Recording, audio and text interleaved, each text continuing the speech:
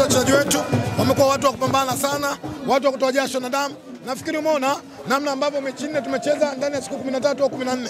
Kwa hiyo tunawapongeza sana vijana wetu, mechi zilikuwa ngumu lakini wamechukua point 3 kila mechi. Kwa hiyo tumekuwa jambo jema. Mmekula vyema mikoro, mnakwenda sasa kombe la shirikisho finali.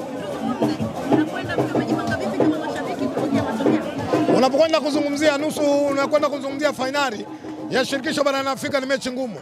Na isosha kwamba tunakwenda kucheza ugenini.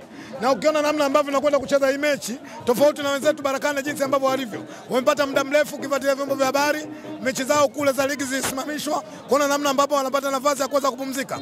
Vijana wetu naona wamecheza titu for tate mechi nyingi, kuona namna ambavyo tunakwenda katika hiyo mechi itakuwa ngumu, lakini mimi naamini kwamba mwaka huu, kwa sababu mwaka ubaya ubwela, vijana wanajua dhamira ya Simba, watakwenda kupambana zile Barakani. Inshallah kwa uwezo wa Mwenyezi Mungu na imani tutapata matokeo mazuri.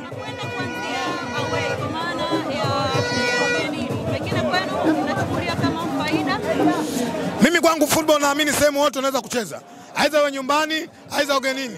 Inategemea namna ambavyo timu ilivyofanyaje, ulivyojipanga. Japokuwa kiutaratibu kuanza ugenini kumalizia nyumbani, kuna hesabu ambazo unaweza kupiga kwa namna ambavyo unakwenda kucheza ugenini. Lakini sisi kama Simba, moja ya vilabu bora katika bara la Afrika, tunaamini tunakwenda Barakani.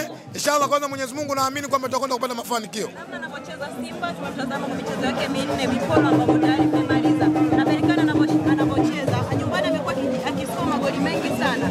Pengine kwa kitu chochote kwa wana Simba na wamekuwa saizi clean sheet kwa Kamala imekuwa shida sana. Uwezo ukachukulia poa finali ya shirikisho barani Afrika kama nilivyosema hapo mwanzo. Moja vilabu bora sasa hivi, vilabu ambavyo vinacheza mpira wa kisasa zaidi, lazima wataje AS Barakani.